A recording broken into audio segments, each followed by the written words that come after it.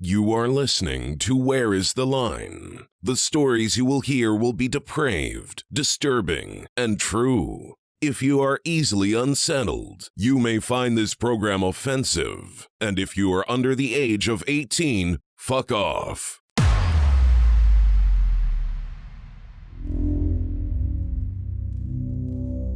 Certainly the desperate situation that demanded the swift removal of bodies as bodies were piling up threatened public order, because people could clearly see that churches were not performing their burial functions as would obtain under normal circumstances.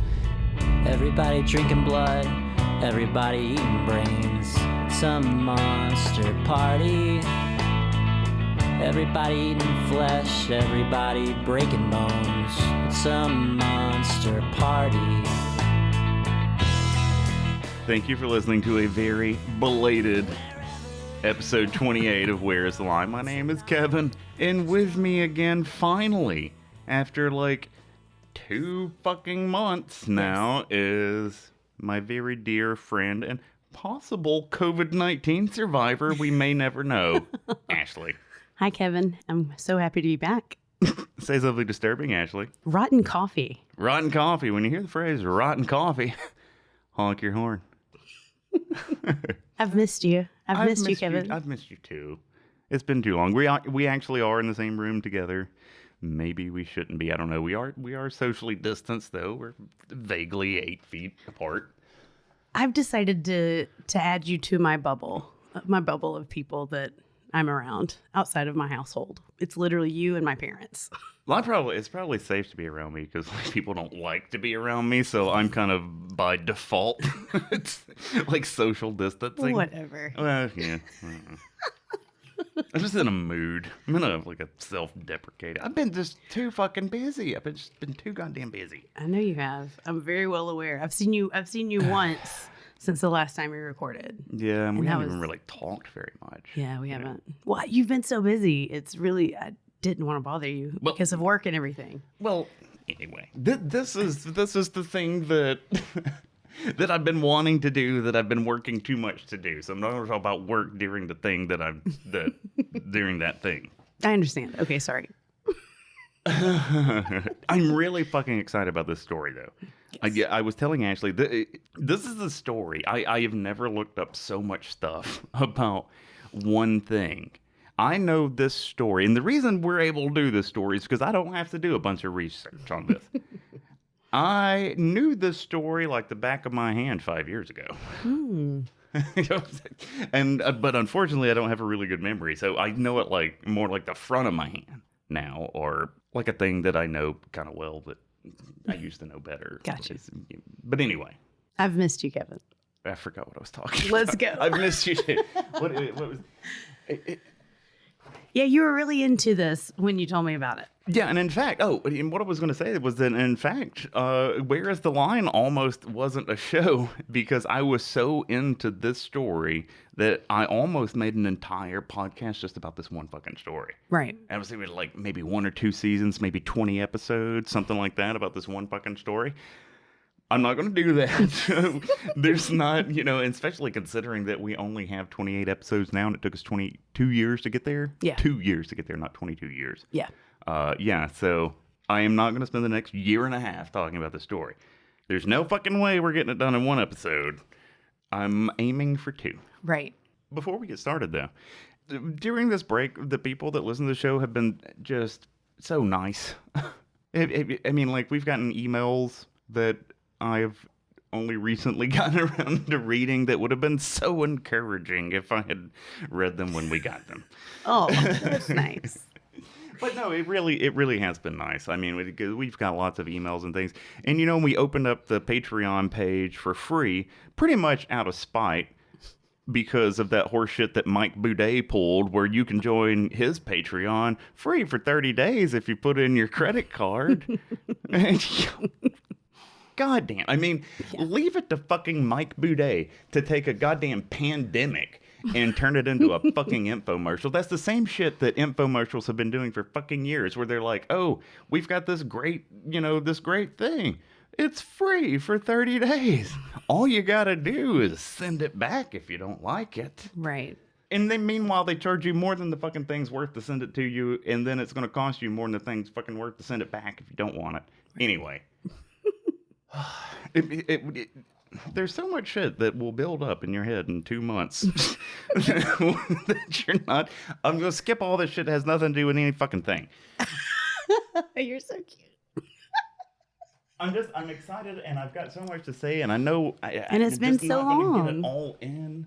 I was going to say that the last thing you posted truly worried me about I was concerned about the podcast at that point. What thing? The end of the line. Oh, the end. Well, I really didn't think at that point. I was hoping we'd come back, but I really didn't think we would. Really? Yeah, because I'm the kind of person who, if I just leave something sitting around for too long, I'll just move on to the next thing. Right. No, I understand that. I kind of figured that probably we wouldn't come back. Not to go back to Mike Boudet too much, but had we gone that route, I would have canceled all of the patron subscriptions. Right. I understand. Do you know what I'm talking about? He fucking changed the Patreon thing and then just left people like not getting anything and just let them keep paying money. No, like he moved everything to a different thing, but never can. Anyway. Okay. No, I didn't. All right. Why did I bring that up? Oh, the patrons. The nice messages. It was yeah. It was really concerning for me, at least, when I was like, this isn't what we discussed at all. Well, it just kept getting worse. I kept thinking we were going to be able to do it. And then I just never had time to get anything together. And then it was too late. But the reason I keep bitching about Mike Boudet's time on Patreon is so that I can mention our patrons, who are fucking fantastic. And not only that, some of these people that I'm about to mention, I said that everything on our Patreon page is free. I said, cancel the thing. I mean, like, if you just lost your job, just fucking cancel the thing. I've still got a job, right. But anyway... I mean, some people did cancel, their Patreon, but we had people who joined the Patreon knowing good and goddamn well they weren't going to get anything for it. And that's just, really, isn't that sweet? Really that's so nice. Fucking sweet. Yes. I don't know who amongst these people are those people. Right. But any of these people, I appreciate the hell out of. Thank you so much. So our new patrons are Ashley Roddy, Kat, who gave us no address, so we don't have anywhere to send those stickers to, Kat. So if you're hearing this, just message or something. Tell us who you are, where you live, and we'll send you some stickers.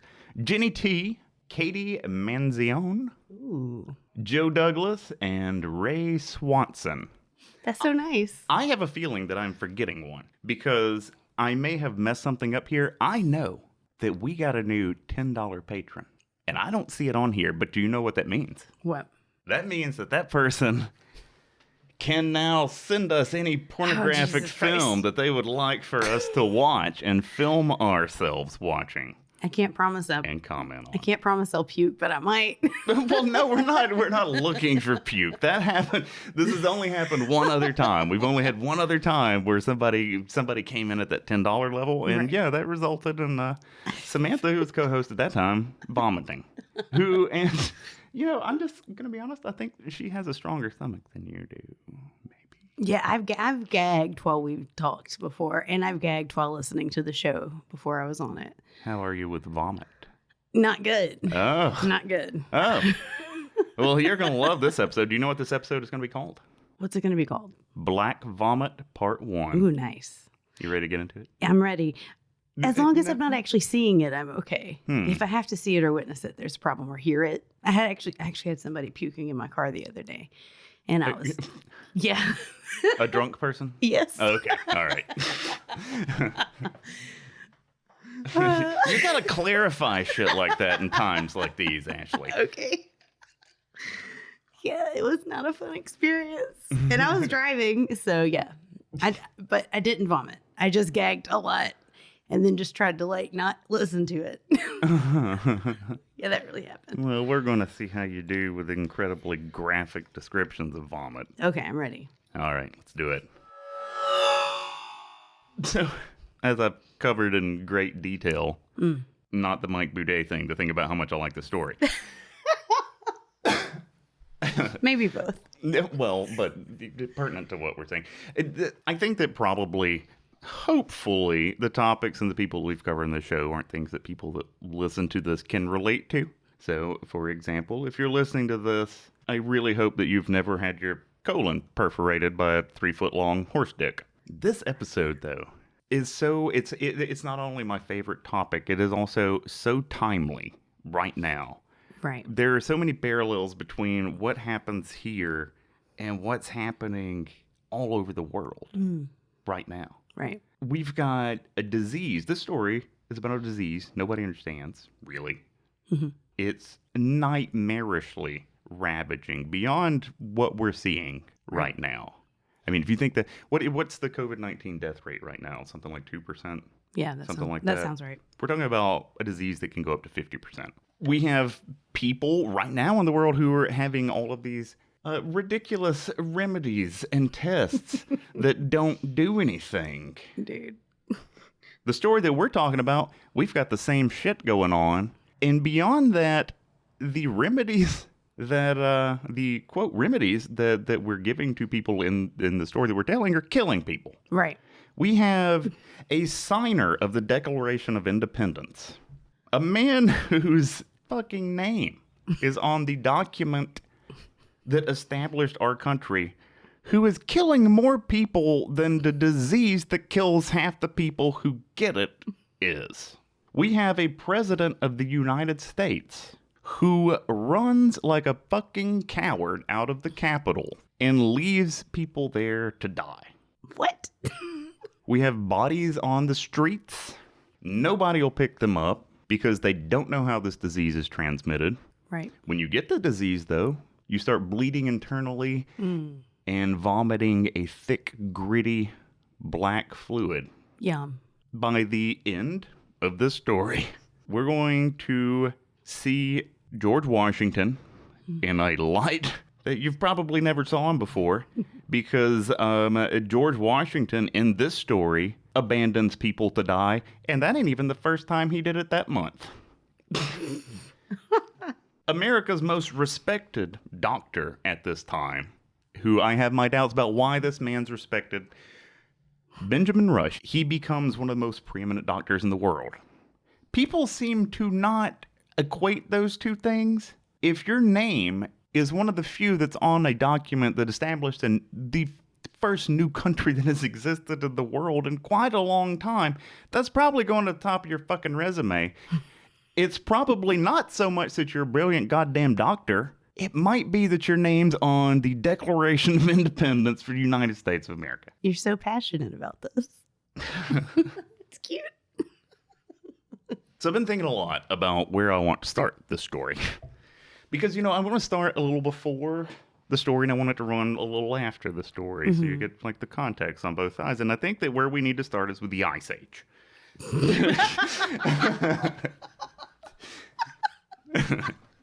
Okay, I'm ready. Take me back. The Little Ice Age. So there's the Ice Age, the one everybody knows. But there was another Ice Age, the Little Ice Age. And the Little Ice Age, it ended not very long after the incident that we're talking about. The incident that we're talking about, by the way, happened in 1793 in Philadelphia, Pennsylvania. I saw a meme. I think that this is what made me think of the story. Is that I saw a meme. I don't remember what podcast, Facebook page, or Instagram, or whatever it was. Somebody had posted something, and it was a meme, and I believe it was Robert Downey Jr. looking very bored. And the caption was, "Me when the podcast I listen to says that this story is over 100 years old," or something like that. Or this story happened in the 18th century. I don't remember exactly what the meme, but the point was they don't like old stories. You just want to hear fucking Jeffrey Dahmer over and over goddamn again. He ate the people. He didn't eat anymore. He's dead. There's nothing new. There's nothing new there. And if you neglect every story of misery and suffering and gore that doesn't have a 911 tape attached to it, you're missing so much. You're missing so fucking much. Yeah, no, legit. What was I talking about again? I have Ice Age. Oh, yeah. Man, the little one. You know what? I think that after this episode, I'm going to become more coherent. I've just got a whole lot of shit locked and loaded, baby. Man, this episode's going to be a fucking mess. The Ice Age. We've been doing this for 40 minutes now, and we're just now up to the Ice Age. Have we? Oh, no. Little Ice Age. So Little Ice Age ends a little bit after the Black Vomit comes to Philadelphia. The Little Ice Age resulted in the average global temperature dropping 1.1 degrees Fahrenheit, which for Natasha and Sarah, 0.6 degrees Celsius, and also everybody else in the developed world. And so what happens when, and this is one of those arguments that unfortunately still fucking comes up in Alabama, is like when it's wintertime, and you have one of those like super cold days, some fucking redneck is inevitably going to come up and be like, oh, what do you think about the global warming? I mean, it's an average global temperature, and there's still people that don't understand that climate change, global warming, you're talking about an average over the world. I mean, it's not... In more extreme seasons. Yeah, well, and it could be... What I'm getting at is that what's happening occurs during the Little Ice Age, but the reason that it occurs is that the climate has changed in such a way, every place isn't affected the same way, and the way it affected kind of the Northeast United States is that temperatures rose. Overall, things got colder, but here got hotter and drier, and they had droughts and things.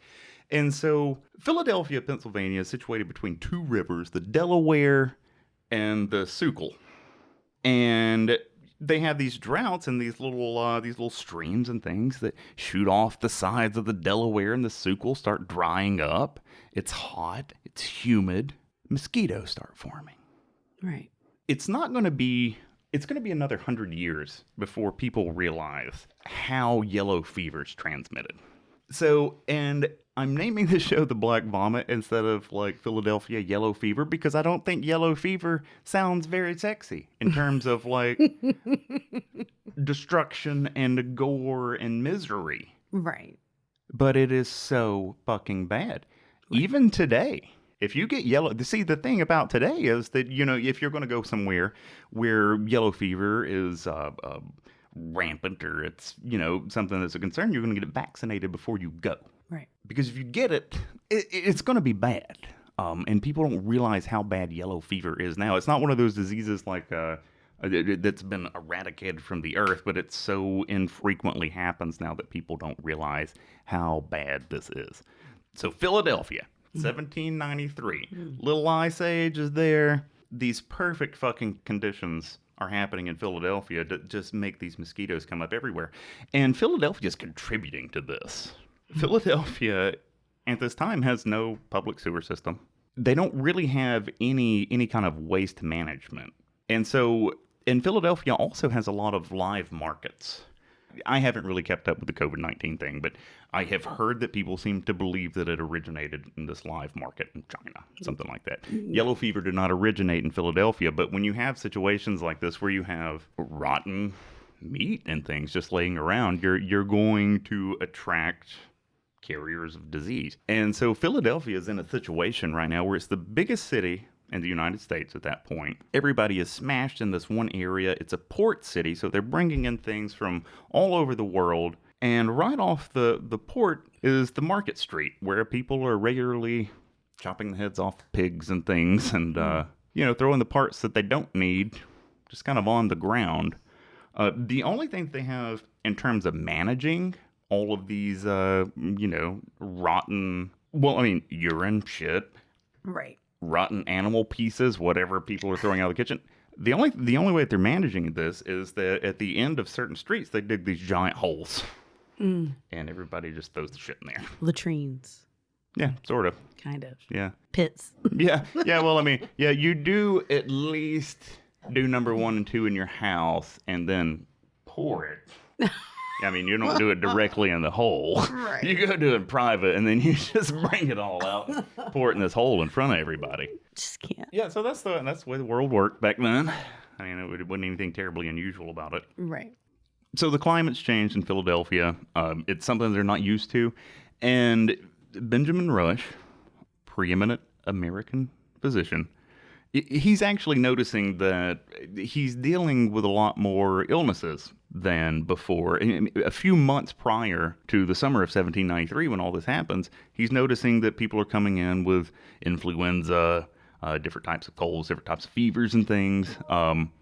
But he's noticing that people are coming in with all these illnesses prior to that summer of 1793.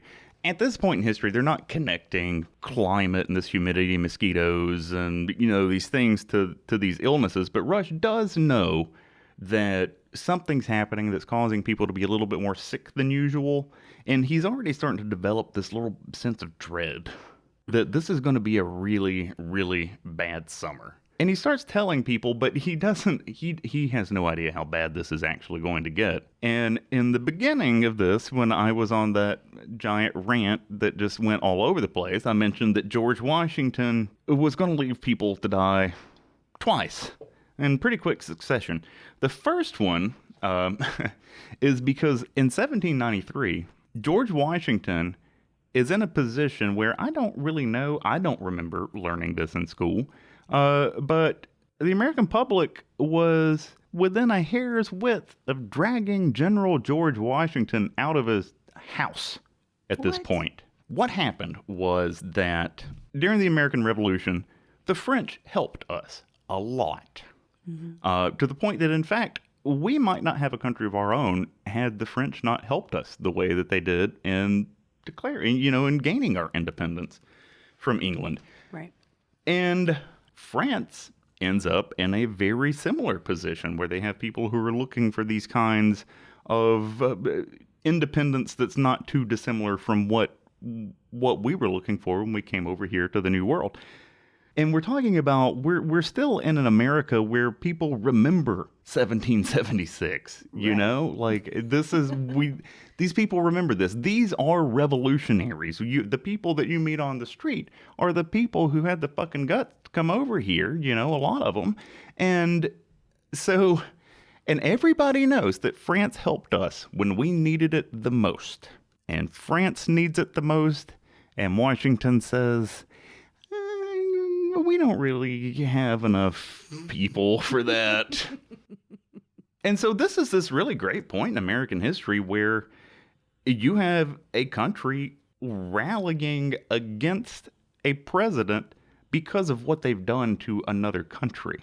At this point, the absolutely fucking stupid nationalism that we have now has not set in yet.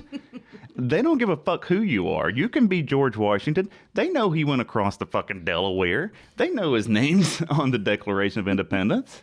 Right. But also, he's fucking over these people who helped us. Right. So, in today's world, it would never happen. But then, 10,000 people crowded outside George Washington's house. And I am basing that directly on a quote from John Adams. Interesting. John Adams says 10,000 people in Philadelphia crowded outside George Washington's home, ready to drag him the fuck out of there. Jesus Christ. At this time, I don't think I've mentioned it yet, Philadelphia is the capital of the United States, 1793. So this is the political environment that we're in when this story gets going. So we've already got all this fucking trouble going on. One of the really interesting things about this is it's this point in history that's so famous for, the founding fathers and things that people have taken exceptional care of primary sources from back then. So you can actually go back and look at the actual newspapers that were circulating in 1793 in Philadelphia. And a lot of documentation from them, people have gone to great lengths to preserve it. And that's one of the things that makes this story so amazing is that we know that on August 3rd, 1793, a sailor arrived in the port off of the Delaware, gets a hotel room, and he gets sick. And so the doctors come to see this patient, and we know that this is the first person that we have a record of in Philadelphia that has the symptoms of the yellow fever. He died in the midst of violent seizures, vomiting black fluid onto himself. And so yellow fever at this point in history has been in the Americas before. It's been in North America before. In South America, in Spanish-speaking areas, they call it a vomito negro, the black vomit. Nice. It had made the rounds around Philadelphia about 30 years prior to this, and Benjamin Rush had lived in Philadelphia that first time it came around. Now, the first time it came around, the climate was different. again, at this time, they didn't know that this was being transmitted by mosquitoes. Right. But, the winters were harsh enough that the mosquitoes killed off a few people got it. It was a big deal, but it was nothing like there was nothing to stop it, like there was in 1793. And so a lot of the doctors haven't seen yellow fever. And so they call Benjamin Rush, and they tell him what's happened to this young man because they don't understand what's going on. And Benjamin Rush immediately says, "This is yellow fever. I've seen this before when I was a teenager. That is exactly what this is." And that is going to be the last time that Benjamin Rush, throughout this entire story, ever gets anything right. And maybe even through the whole rest of his life. He ends up so malignantly wrong about everything in this story that it is just it's hard to imagine. It's hard to imagine how you can flip a coin 100 fucking times and have it land the wrong way every goddamn time. But that's Benjamin Rush. And so this young sailor arrives. He has the fever. He dies of it. At this time in Philadelphia, when someone died, they'd ring the church bells. So the church bells ring for this young man and probably several other people who died of unrelated reasons. And then the hotel owners start getting sick. Oh, no. Several people in the hotel die with the same symptoms as the young sailor had. Then it spreads within a few blocks of this hotel. Now, during this time, people know what the yellow fever is. The yellow fever is one of the most deadly diseases in the world at this point. Mm-hmm. You don't say that out loud unless you mean it to these people. It's like going to the ocean and just screaming shark. Right. You want to make sure before you say that. Benjamin Rush, he was right, but also he sounded the alarm like that. Right. First, to all of his rich friends. Of course. So we got to get all the rich people out first. Sounds familiar. It does. And so then he starts trying to convince everybody that this is yellow fever. There's still some argument, but Rush is winning the argument because his name is on the Declaration of Independence. To be perfectly fucking honest, everything you read is going to say it's because he was brilliant and the preeminent physician in America. But no, it's... Right. He's the most famous physician in America, not necessarily the most competent. Right. So as time passes and this starts spreading a little bit, nobody's still really too concerned about it, but people are noticing that the church bells seem to be ringing a lot. Uh-oh. So Rush has the ear of pretty much everybody except a select few physicians who are brave enough to argue against the things that he's saying. And so this is a time when the humors are still the predominant theory in medicine. So you have things, phlegm, bile. People believe that you had 4 substances in your body that had to stay balanced. And when they fell out of balance, that's when you became sick or ill or incapable of overcoming some illness that came from some other way. And that's not, that sounds silly to us now. But I think that thinking about this story and also about what's happening now makes me think about what we're going to think about ourselves 100 years from now, about how we're handling this. And I think the farther we get into this story, the more pessimistic I feel about what we're doing as a people right now in the world. Anyway, so as people are dying more and more, these church bells are going off more and more, and it's starting to become apparent around town that people are dying at an alarming rate. This, I believe, when George Washington decides he needs to get the fuck out of Philadelphia before he himself experiences a fate that is too similar to the other people in the town that he's living in. Which George Washington at this time, by the way, was living in a mansion. It wasn't his. It was being loaned to him by a friend that was richer than he was. Mm. That friend, by the way, loaned this mansion to George Washington because he had a bigger mansion a couple of blocks down the street. And so... President of the United States, I've got a spare mansion you're welcome to stay in here in Philadelphia. George Washington becomes convinced, like Benjamin Rush, that yellow fever is in Philadelphia. Right. Fuck that. We gotta go. Deuces. And this is about the time that the people in Philadelphia are starting to realize that the yellow fever has come to their town. And right when that feeling starts to take hold is when George Washington marches upon his horse right down the middle of the fucking street and out of town, and he doesn't come back. Now, Benjamin Rush, who I will end up hating before the end of this, did at least have balls. The man stayed in Philadelphia. Benjamin Rush had asthma. He was in his 60s at this point. He's exactly the kind of person that if he gets this, that ain't going to be good. And he knows it, and he stayed anyway. That's admirable. Definitely. He's going to do a bunch of shit that's going to completely blanket that out. So people are starting to accept that it's yellow fever around the time George Washington's cutting out of town? Yeah. Okay. George Washington and all the rich people heading out. We're still is it still August? Is it late? No, we're early August at this point. Okay. A lot of the people that are staying are people who just don't have somewhere else to go, or they don't have the money to spend to go somewhere else. They're just kind of fucking stuck. Right. It's funny because at this time, so we know what's actually happening here is that mosquitoes are biting sick people and biting other people. Right. At the time, they're thinking that people are getting it from other people. So what you have is a bunch of rich people who feel that they, who decide to just go somewhere else and possibly spread this shit all over the fucking country. Right. I mean... They only care about themselves. Nothing's changed. And, I've been thinking some about the way COVID-19 is spreading. In addition to elderly people, it also, at least there in the beginning, was disproportionately affecting rich people. Because who the fuck's traveling? How many times a year do I get on a plane and go to another country? Right. 0. Same. Or just travel around in general. I mean, you got rich people, possibly asymptomatic, going on vacations to all these destinations. And you can actually look at the maps of America right now, like where the cases are the largest. Mm-hmm. Yeah, a lot of it's tourist destinations. Oh, I'm shocked. Where people with money go. I don't know. I don't want to talk about it. Yeah. It upsets me. No, it does. It does. So the people are left in Philadelphia. They know what's happening.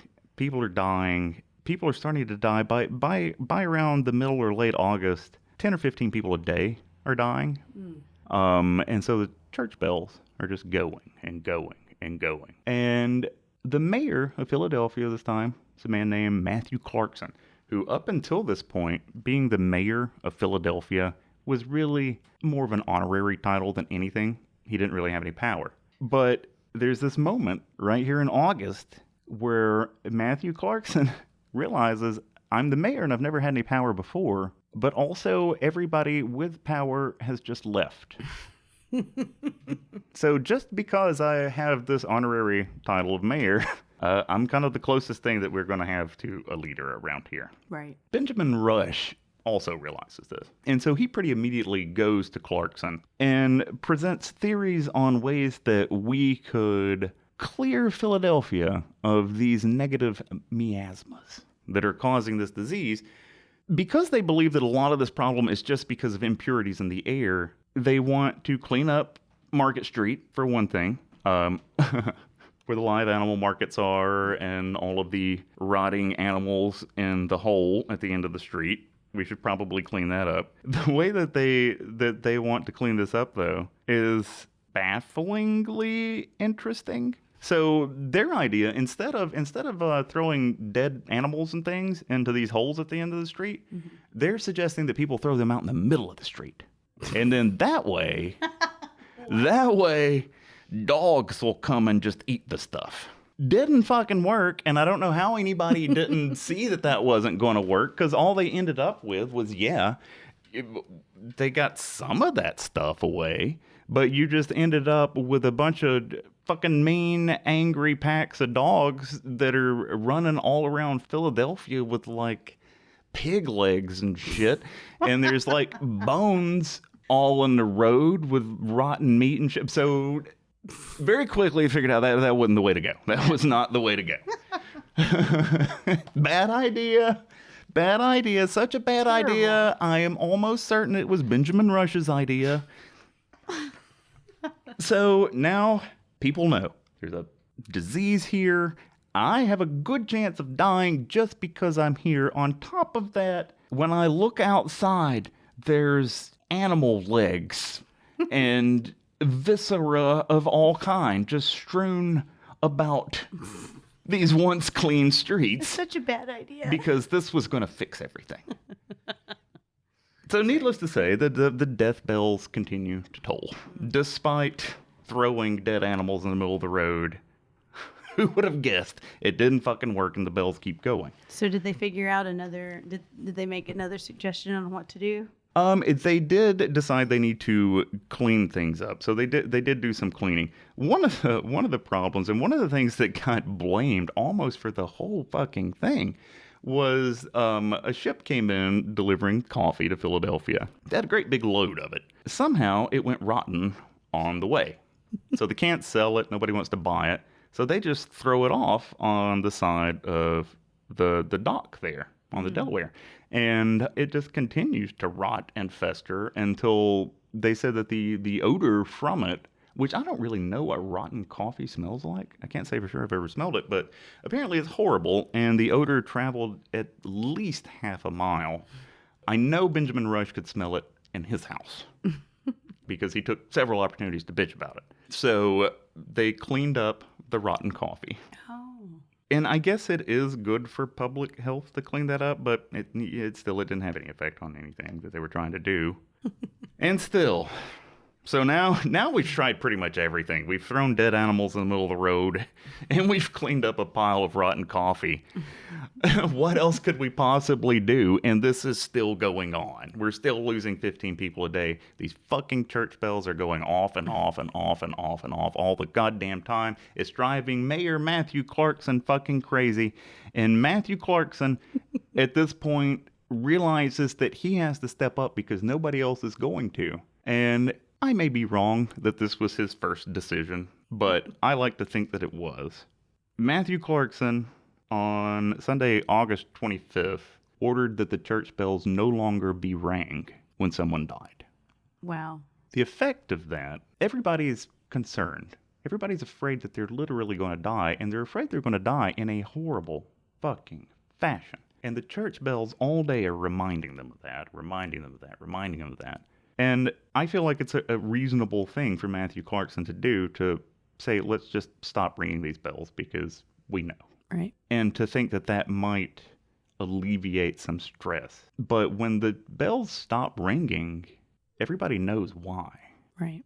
Death is starting to become so common, just starting to, that courtesy of ringing a bell is starting to become a burden because of the amounts of bodies that are piling up. And we're just getting started. Right. By the end of this, there's going to be dead people in the streets. There's going to be dogs dragging your dead neighbors away.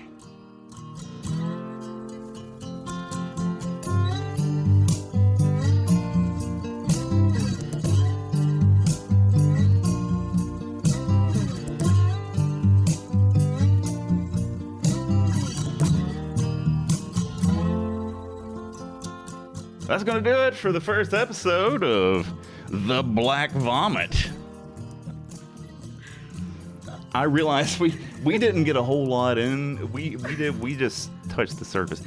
What's going to happen in the next episode is just the hopelessness and desperation and misery that's going to be in Philadelphia in the next couple of months. Is going to be unimaginable, even living in the time that we're living in. Right. So I hope you join us for that episode. It's going to be a good one. It's going to be a lot of fun. I feel like I laughed too much through this one. That's it for episode 28 of Where's the Line. If you enjoyed the show, please subscribe to it so you don't miss the next 20 episodes about this episode in Philadelphia. No, it's not really. Two more max. I thought we'd get farther, but whatever. I love the story. We don't have advertisers anyway. It's not like, oh, what's going to fucking happen if I talk about this for the rest of my life? I'm going to lose my No, fuck that. Am I being too, I feel like I'm being too ornery or something, like angry somehow or something, but No. I don't seem angry? No, you don't. Okay. Maybe it's that guy whose name I don't remember. Mike Booted fucking Day. Yeah, that guy. That's called an infix, by the way. When you put fuck in the middle of a word. Do we have any voicemails? We actually have we've got more than several voicemails since we've been off the air, and almost every one of them are so nice. We're not going to play every one of them. We're going to play a couple. If you left us a voicemail, we are going to get to it eventually. This first voicemail comes from Lily. I actually talked to Lily recently over a Facebook FaceTime thing. What do you call that? Yeah, I think Facebook video calls, I guess. That's I don't know. Anyway, Ashley and I right now, I don't think I mentioned that I'm in a new studio space with sarcastic quotations around it. I just realized that I don't have the adapter for Ashley's headphones. So we're having to listen to these voicemails right next to each other, sharing one ear of the same set of headphones and using the same microphone for this portion of the show. Why don't we have sponsors? Anyway, Just play the this voicemail. Please play the voicemail. Okay. This is Lily. Happy birthday. I hope it's a good one, but I've got ceiling damage, and there is what the repairman called a blower. I'm currently trying out this fucking thing. And my favorite curse word right now is cunt nugget. Has that always been my favorite? Who knows? Happy birthday. Thank you for that voicemail message, Lily. That's, I actually am incredibly impressed that somebody that I've never met in person remembered my birthday. Aw. Okay, this looks like it's gonna be a long one. This comes from Cynthia. Hello, my name's Cynthia. I'm from Reno, Nevada. I've been contemplating on making a voicemail just because this kind of shit makes me pretty nervous. And to be honest, I'm pretty awkward as well, but somehow I managed to top that awkwardness on the phone. I can't even fucking talk right now. But I decided to say fuck it and share my love for you guys and the podcast because you guys deserve to know Where Is the Line is fucking awesome. And one of the best podcasts I've listened to. I hope you're doing well, Kevin, and I hope Ashley's feeling better. I appreciate the humor and just everything about the podcast. I love everything fucked up and morbid, and Where's the Line hits just that spot. I'm fucking shaking. I don't know why, but I just am. Bear with me. I don't know how I came across the podcast, but I'm glad I did. I've binged every episode, and I'm just oozing with excitement for whenever the next one comes out. I also wanted to mention I'm very proud to say that I have yet to cringe or gag at any of the episodes, so keep that shit coming. My favorite curse word is, I'm not sure. I figured at this point you'd noticed I cuss too much, but I'd have to say fuckballs or cockmuncher. But anyways, keep it depraved and disturbing. Thank you guys for making day-to-day life tolerable and interesting. Have a good one. That's fucking amazing. Thank you so much, Cynthia. And I was laughing through that because I feel like Cynthia has the same kind of speech pattern that I do.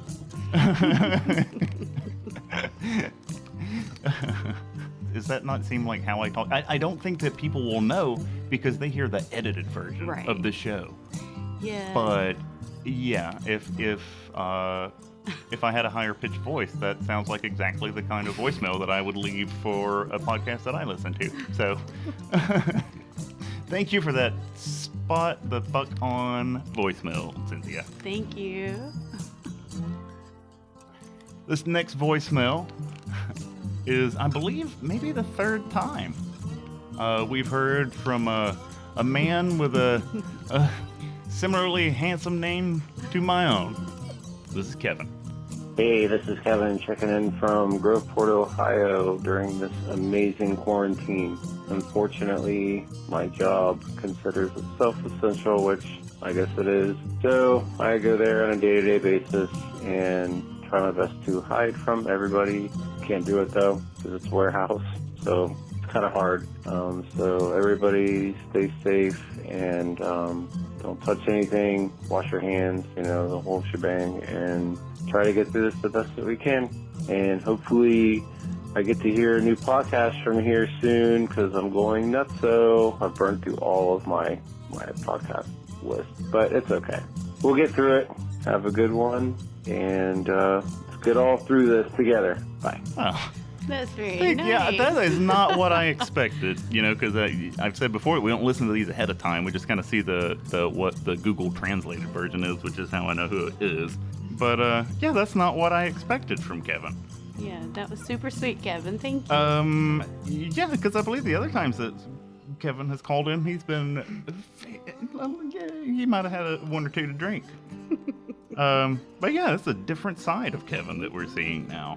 Yeah, thank you a lot for that, Kevin. That was, man, these were some good voicemails. We've got a lot more voicemails to get through, but we're going to save some for the next time. Yeah, because we've got several. We would spend a lot of time listening to voicemails. Not that we don't appreciate them. We're going to get to every single damn one of them, I promise you. If you want to leave a voicemail of your own, you can get in touch with us at 386-227-7848. What does that spell? Dumbass tit. It still spells that after all this time? After 2 months? Coronavirus? Yeah, so much has changed. But it still spells dumbass tit according to Ashley. So if you'd like to leave a voicemail of your own, again, that number is 386-227-7848. That spells dumbass tit on your telephone dial. Even if you have a rotary phone. Moving on to reviews. If we have any, I haven't checked yet. Well, let's see. Our first review comes from Nick the Nickster. I love that. I talked to him. You know what his real name is? What? Steven. He's not even No, I'm in just it. kidding. I don't know who this is. Nick the Nickster writes, Nutty Putty. I came for the Nutty Putty episode and I've been hooked since. Y'all are so much for yo listen to. And of course, y'all being from Alabama, I had to support it. If y'all ever do a live audience, I'd love to buy tickets. That's really nice. I think you meant we're so much fun to listen to. That's very nice of you, Nick, aka Steven. And yeah, Steven, since we're both living in Alabama here, if you're anywhere near us, shoot us an email or something. I'll have a drink with you. Yeah, I'll join. We might do a social distancing drink or something, but Sure. I will walk outside of my house and hand and toss a beer to you that you can catch in your rubber gloves. And I also have some Clorox wipes that I had on the earth that was before everything happened. I still don't think you can buy those. Yeah, they're really hard to come by right now. But yeah, Steven, come by. I'll throw you a beer and a Clorox wipe. You can wipe it off. And then I will just talk incessantly at you until you leave. Moving on to the next review. This one comes from Bailey Manzione. Bailey Manzione writes, such a great podcast. My mom recommended this to me, and she recommends it to everyone. She's obsessed. And I have to say, I love it. I busted through loads of episodes at work this week, and I loved every minute of it. Thank you, Kevin. Thank you, Samantha and Jamie, and Ashley, too. Oh, Hope to hear more from you all soon. that's so sweet. That is so sweet. Shout out to your mom also. Yeah. Bailey? Yeah, and I'm assuming you must have a pretty cool mom. Yeah. If she introduced you to our show, or maybe an especially not cool mom, depending on what you think of the show. We've got a couple of other reviews, but we're going to save those for future episodes so that to you, the listener, it appears that we always are getting reviews. So famous. Yeah. We've got at least one review to read on every episode that gets released twice a month. But if you'd like to leave us a review of your own, please do so. We'll read it on the air. I think that's going to do it. Thank you again. We'll see you again soon. We love you. Bye. You haven't said goodbye yet. Don't you say goodbye before me? No, I say see you again soon. Oh, and then I say bye, deuces. Okay. Say bye again. Bye. Goodbye, deuces. Shut up. You're so stupid. You went bye. Kids, when you go to bed, stay away from your closets and don't look under